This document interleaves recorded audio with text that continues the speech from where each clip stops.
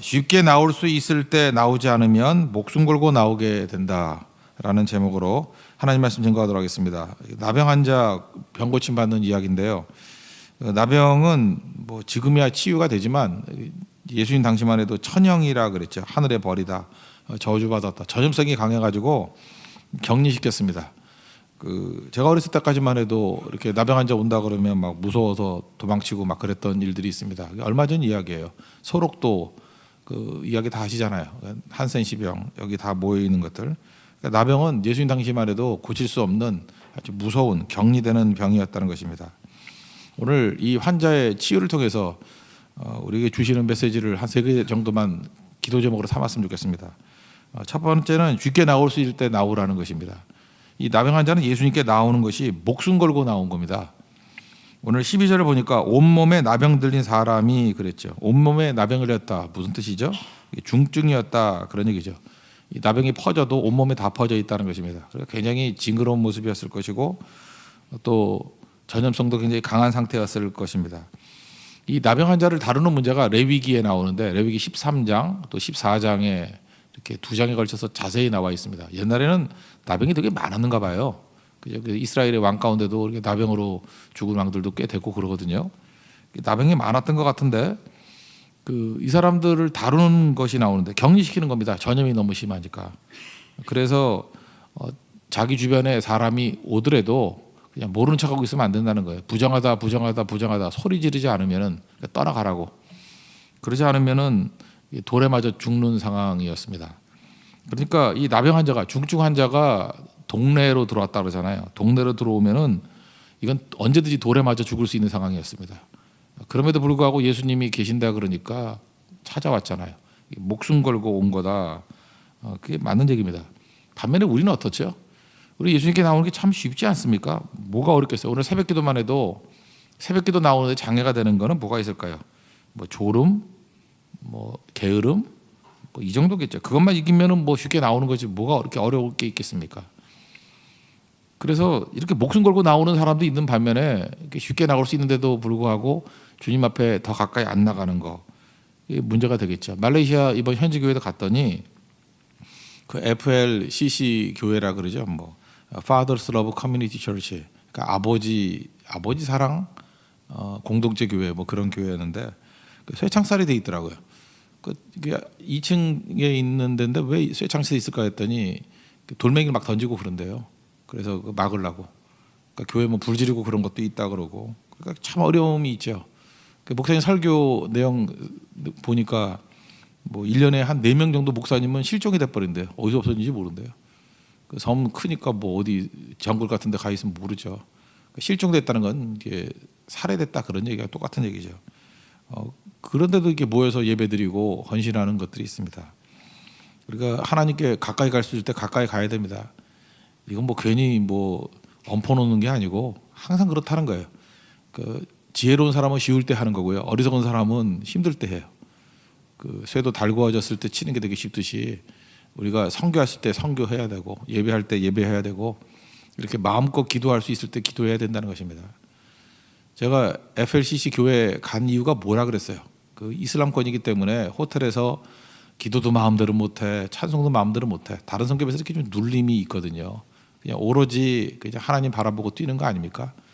그래서 마음껏 기도하고 찬송할 수 있는 데가 어딜까 생각이 현지 교회잖아요. 연계돼 가지고 마음껏 기도하고 찬송했어요. 그때 많은 사람이 이게 1시간 10분 정도 터져 나오는 기도를 했던 이유가 뭐냐? 너무 눌려 있기 때문에 마음껏 못 하니까.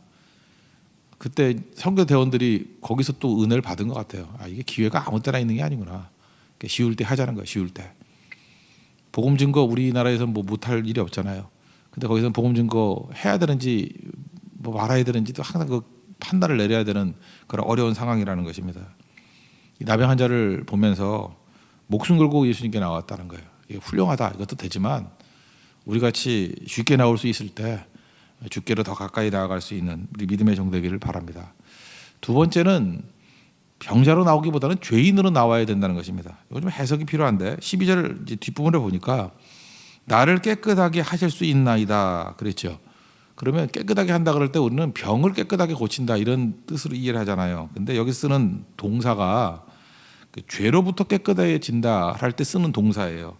뭐 이 동사를 꼭 굳이 알아야 되는 건 없지만 카다리조라 그래가지고 죄 씻음 받기를 원합니다 할 때 쓰는 동사예요. 병 낫기를 원합니다 하는 그 동사가 아니라고요. 그러니까 지금 이 나병 환자는 예수님께 나와서 뭐라고 설명하느냐면은 내 병을 고쳐주세요라기보다는 죄를 고쳐주세요, 죄를 씻어주세요, 그런 관점에서 나왔다는 것입니다. 이게 참 차이가 있죠. 우리가 하나님 앞에 나올 때 병자로 나오는 것과 죄인으로 나오는 건 좀 다르죠. 여러분이 병이 들었습니다. 병 고침 받기 위해서 주님 앞에 나왔어요. 그럴 수 있죠. 근데 병자로 나올 때는 이런 케이스도 있지 않습니까? 나는 의인인데 그냥 부당하게 병이 들어요. 내가 주님 앞에 충성 다했는데 뭐 욕과 같이 이게 부당하게, 자기 생각에는 부당하게 내가 병자가 됐다라는 거예요. 하나님 나고 병을 고쳐주세요. 그러면 약간은 좀 억울함, 원망, 뭐 이런 게 있잖아요. 부당하다 이런 느낌이 있지 않아요? 병자는 그런 거 있잖아요. 뭐 병자 중에서 억울하다는 병자 되게 많이 봤거든요. 저는 병원 신방 갔을 때도 보면은 하나님 내가 뭘 잘못했는데, 그런 사람 많아요. 그죠? 왜 하필이면 나를. 그러니까 병자로 나올 때는 항상 그 몇 퍼센트 정도는 억울함과 부당함을 호소하는 사람들이 있더라는 거예요. 근데 이 나병 환자는 병 얘기를 안 해요. 죄인이래요. 그러니까 어떻게 자기는 인식하고 있는 거예요. 내가 죄인인데 죄인이기 때문에 병 들었다 이렇게 생각하는 거예요. 그래서 병이 문제가 아니라 나의 죄를 씻어 주십시오. 나의 죄를 깨끗하게 해 주십시오. 그러니까 여기서 회개가 나오는 거죠. 회개가 나오고 또 병이 나으니까 하나님의 은혜를 맛보게 되는 거고, 또 병이 나았다 할지라도 뭐 잘난 척할 거 없잖아요. 겸손해지고. 그래서 가장 위대한 표현이 뭐냐 하면은 나는 죄인입니다. 이 표현이야. I must, 나는 죄인입니다. 그럼 항상 불쌍히 여겨 주십시오. 이게 따라 나온다니까요. 그래서 우리가 항상 죄인의식을 가져야 돼요. 죄인의식. 그냥 병들었다, 약하다 그 정도가 아니라 나는 소망 없는 죄인입니다. 예수님이 그 다음에 나오잖아요. 이거 고치고 난 다음에 말하지 말라고. 그 14절에 보니까 경고해서 아무에게도 이르지 말라. 왜 그랬을까요? 왜 그러냐면은 이게 예수님은 본질을 중요시 여기시는데, 본질이 뭐예요? 우리의 뿌리가 되는 그 죄 문제 해결, 또 예수님 믿는 거, 뭐 이런 게 중요한 건데, 그 변질될 수 있죠. 변질되는 건 뭘까요? 내가 원하는 것들을 얻는 거죠. 뭐 병만 고치는 거, 뭐 이런 거. 예수님 오병이어 기적 행하시고 난 다음에도 그 말씀이 나오잖아요. 5장, 요한복음 5장에 오병이어, 6장에 이제 해석들이 쭉 나오는데 많은 사람이 따라왔어요. 근데 예수님이 6장 26절에서 이렇게 얘기해요. 사람들이 나를 찾는 것은 표적을 본 까닭이 아니요 떡을 먹고 배부른 까닭이다. 그러니까 오병이어 기적 자체가 주는 메시지가 있어야 된다. 예수님이 떡 되신다. 예수님이 그러니까 공급자 되어 주신다. 그거죠. 우리 기도가 중요하다. 무슨 뜻이라 그랬어요? 예수님이 공급자 되어 주신다. 거기는 구원의 공급자다. 뭐 이런 뜻을 이해를 해야 되는데 그거는 하나도 모르고 본질은 도외시해 버리고 변질됐다는 거죠. 떡 먹고 배부른 까닭이다. 우리도 이게 신앙생활 하다 보면요, 되게 웃기는 일들이 많아요. 우리가 믿음 생활하는 거 아니에요. 근데 그냥 교회에서 결혼 문제 뭐 이런 거 해결한다면 막 흔들흔들해지고, 취업 문제 해결한다면 흔들흔들해지고, 진로 문제 해결한다면 흔들흔들.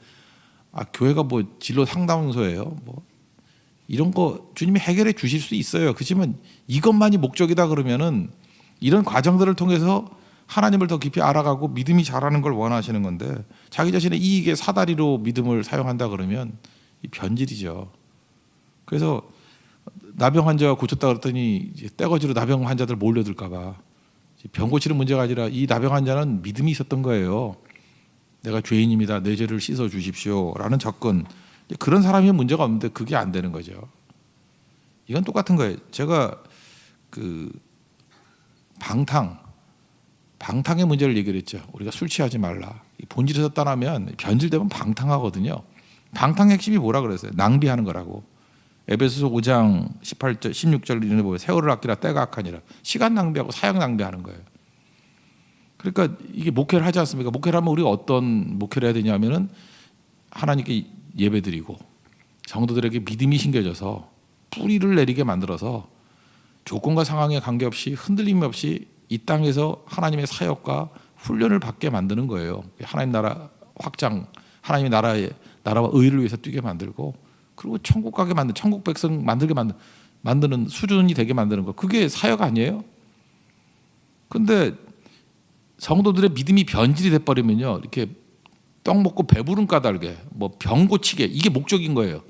그것만 이루면은 다 떠나갈 거 아니에요. 그것만 주면은 몰려들고, 이건 변질이거든요.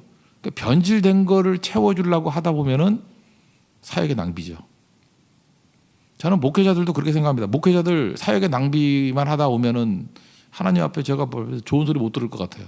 너 뭐 하다 왔냐 그러면 영혼들 구원시키고 왔습니다.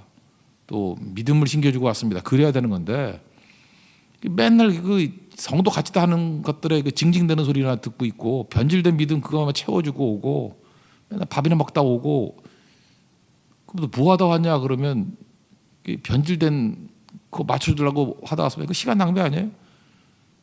그 사역자들 낭비 아니에요? 목사가 목회를 해야 되는데 목회가 뭔데요? 그건 못하고 이렇게 되면 문제가 되잖아요. 제가 그 위로 없는 인내 얘기를 했죠. 왜 논산훈련소가 힘드냐? 거기 욕먹고 뭐 험한 일 다 당해도 아무도 위로해 주지 않는다니까요. 그래서 군대 갔다 온 남자들이 든든해졌다고요. 왜냐? 아무도 위로해 주지 않는데 위로 없는 인내. 그래서 진짜 남자다운 남자가 돼갖고 오고 그랬어요. 지금은 많이 변했겠지만 그 위로 없는 인내, 이게 얼마나 중요한 훈련인지 아십니까? 군대에서도 그런데 여러분, 세상에서 제일 강력한 조직이 군대예요. 왜 그냥 군대는 효율이거든요. 효율에 있어서만은 군대만큼 강한 데가 없어요. 왜냐하면 효율 빼놓으면 뭐 다 효율이 없으면 죽는 거니까. 그래서 모든 것이 가장 간단하고 효율적으로 된 데가 군대예요. 그래서 군대에서 배울 게 많아요. 근데 거기서 뭘 훈련시켜요? 위로 없는 인내로 훈련시킨다니까요. 우리 십자가 군병들 아니에요. 우리도 마찬가지죠. 위로 없는 인내. 왜 위로 없는 인내가 필요하겠습니까? 변질되지 않아서 그래요. 그래야 사역의 낭비가 없기 때문에. 그러지 않으면 마귀한테 당하는 거예요. 술 취하지 말라, 이는 방탕한 것이니. 술 안 마셨다 할지라도 술 취한 것 같은 교회들이 있어요. 그죠? 말씀 떠나가지고 성령 충만하지 않고 술 취한 듯이 이리 휘청 저리 휘청. 그래서 방탕으로 간다. 방탕은 낭비라니까, 낭비. 그래서 뭐 했는지도 모르고 오는 인생, 참 문제가 되겠죠. 하나님 앞에서 꼭 잊지 마십시오. 우리가 죄인의식 가지고 나아갈 때 뿌리를 다루는 거예요. 예수님의 보혈의 피로 우리 죄를 씻어주시고 예수님의 은혜로 살 수 있다. 그게 믿음이에요. 바른 믿음 붙들 수 있는 하나님의 종 되기를 바랍니다. 그리고 세 번째로 말하는 거는 제사장의 보이라 그랬죠. 이건 무슨 뜻이냐? 공동체 속으로 들어가라, 그런 뜻이에요. 레위기 13, 14장 보면 나병 환자들 이렇게 고치는 얘기가 쭉 나오는데 오늘 14절에도 비슷한 얘기네요. 이게 격리돼 있어요. 근데 또 이게 하나님의 은혜로 낫는 사람이 있을 거 아니에요. 그럴 때는 제사장한테 가래요. 가가지고 몸을 보이고 그 레위기 13, 14장 요약을 하면 그 다음에 병이 낫다라고 해서 거기서 피 뿌리는 예배를 한번 드려요. 그 피를 뿌리면 정결하다, 정결하다. 제사장이 정결함을 이렇게 선언해줘요. 그리고 곧장 집으로 들어가는 게 아니라 장막 밖에서 7일 동안 있어야 돼요. 그러니까 한번 유예 기간을 두는 거죠. 이게 제대로 되나.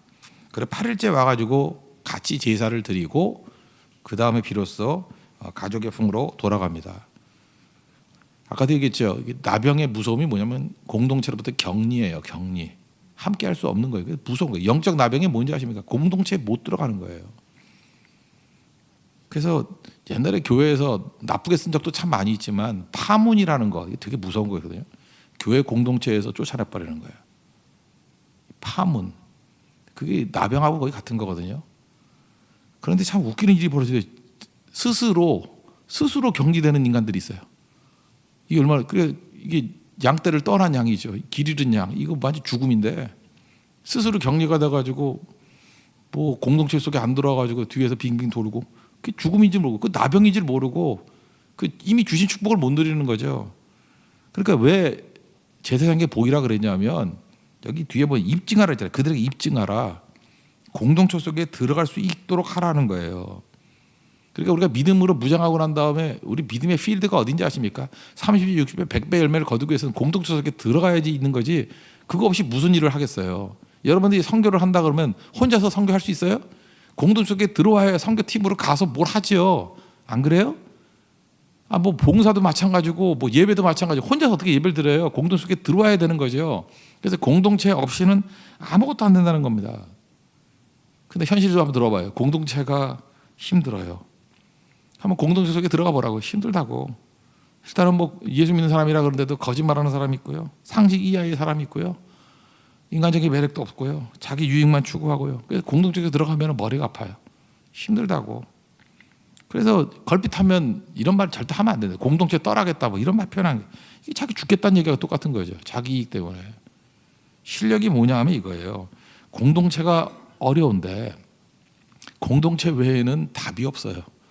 그래서 공동체의 사명을 다 하는 겁니다. 거기 남아서 공동체를 이끌어가는 거예요. 그걸 세우기 위해서. 그런 과정 속에서 성장이 이루어지는 거예요. 이게 되게 중요한 건데 그 창세기 보면 야곱이 나오죠. 여러분 이스라엘이 야곱으로부터 시작된 거 아시죠? 창세기 주인공이 누구예요? 분량으로는 요셉이 제일 많지만 창세기 주인공은요 야곱입니다. 이해를 하셔야 돼요. 우리는 지금 착각을 해가지고 아브라함이라고 생각하는데 아브라함이 아니고요. 야곱의 아버지가 이삭이고 야곱의 할아버지가 아브라함이에요. 그렇게 이해하는 게 좋아요. 야곱의 12아들이 12지파고 야곱이 이스라엘 됐잖아요. 야곱의 야곱. 아버지 이삭도 잘 보면은 그 에서 버렸잖아요. 할아버지 아브라함도 잘 보면은 그 이스마엘 버렸잖아요. 근데 나쁜 놈으로 친다 그러면은 야곱의 아들들만큼 나쁜 놈들이 얼마나 많아요. 그죠? 뭐 누구 때려 죽이고 뭐 며느리하고 애 낳고 뭐 별의별 놈들 다 나오잖아 거기에. 근데 하나도 버리지 않고 다 건져내잖아요. 공동체 속에 들어가서 그걸 살려내잖아요. 공동체에서 이 쓰레기 같은 놈들을 다 살리는 그 공동체 기둥 같은 역할을 했던 실력 있는 사람이 누구예요? 처음에는 요셉이에요. 요셉이 실력이 있었어요. 그래서 형들을 용서하고 형들을 내가 돌보리이다, 자녀들을 돌보리이다. 그래서 창세기에 보면 요셉이 그 공동체를 살리는 실력자로 드러나요. 후반부로 넘어가면은 유다가 그 역할을 감당해요. 유다가 맨 앞에 선봉에 서면서 실력 있는 자예요. 실력이 없으면 공동체를 도망쳐요. 실력 가지고 공동체에 들어가라는 거예요. 그래서 기둥 같은 역할을 감당하라는 것입니다. 그러면 영광이 임하고 성장이 임하고 거기서 이 땅에서 이루어야 될 모든 일들을 다 이루게 된다는 것입니다. 그래서 제사장에게 가라, 공동체 속으로 들어가라, 그 메시지라는 거예요. 그래서 하나님 앞에서 이 중요한 메시지 붙들고 우리 공동체를 통해서 하나님께서 이루시는 놀라운 일들을 맛볼 수 있는 우리 하나님의 거룩한 백성 되기를 바랍니다. 그래서 오늘 세 가지 메시지예요. 이거 뭐 간단한 것 같이 보이지만 적용적인 메시지로 되게 중요하다고 생각을 하는데 목숨 걸고 예수님 만나는 사람이 있잖아요. 쉬울 때 주께로 가까이 주께로 가오니 나의 영원하신 기업 대신 예수님께 더 가까이 갈 수 있는 믿음의 종 되길 바랍니다. 오늘 철야기도인데 열심히 나와서 기도하시고 새벽기도 주변 사람들 다 모아서 기도에 불이 붙기를 원합니다. 그러지 않으면요 목숨 걸고 기도할 일 생겨요. 잊지 말라고요. 항상 그 공식의 공식. 하나님 앞에 이 모습이 꼭 있었으면 좋겠고 또 하나 이 나병 환자의 너무너무 강력한 점인데 병 고침 병 깨끗하게 해달라 그 단어를 쓴 게 아니라 죄를 깨끗하게 해달라라는 단어를 썼다라는 거예요. 그러니까 병자로 오면 억울함도 있고 뭐 이런 게 있잖아요. 부당함도 있고 죄인이라는 거예요. 병 걸린 게 당연하다는 거예요. 뿌리를 고쳐주십시오. 이게 본질이거든요. 본질은 우리 죄 문제예요. 예수님이 십자가를 만나야 되는 거예요. 이게 해결이 돼야 나머지는 저절로 해결되지. 죄 용서 받으니까 병 낫잖아요. 이게 아니면 변질입니다. 외형만 가지고 뭐 결혼, 취업, 뭐 잘 먹고 잘 사는 거 이걸로 간다 그러면 뭐 기복 종교 정도가 아니라 이건 변질이에요. 저놈들 많이 왔는데 그건 부흥 아니라 그러잖아요. 예수님이 많이 온 이유가 뭔지 아느냐? 떡 먹고 배부른 까닭이니라. 우리도 똑같은 소리 들을 수 있다는 거예요. 저거 왜 오는지 아냐? 떡 먹고 배부른 까닭이니라. 근데 이 나병 환자는 어땠다는 거예요? 믿음이라는 거예요. 믿음. 그리고 회복되고 주님의 은혜를 받고 난 다음에 우리가 가야 될 것은 힘든 데예요. 공동체만큼 힘든 데가 없어요. 들어가 보세요. 학을 때. 근데 거기 들어가서 요셉의 역할을 감당하고 유다의 역할을 감당하고 나를 통해서 이 공동체가 더 건강해지게 만드는 그럼 지도자 되는 거예요. 그리고 그에게 영광이 임하게 되고 능력이 임하게 되고 성장이 임하게 되는 거예요. 도망치면 다 죽습니다. 도망치는 자는 아무것도 아닌 거예요. 그건 나중에 에브라임 지파가 요셉 지파 아니에요. 그 많은 것들을 갖고 난 다음에 도망치다가 거의 적그리스도 지파가 돼버리잖아요. 공동체를 살릴 수 있는 데 쓰임 받는 기둥 같은 하나님 종 되기를 축원합니다. 자리에 세련하겠습니다. 435장 다시 한번 찬양하겠습니다.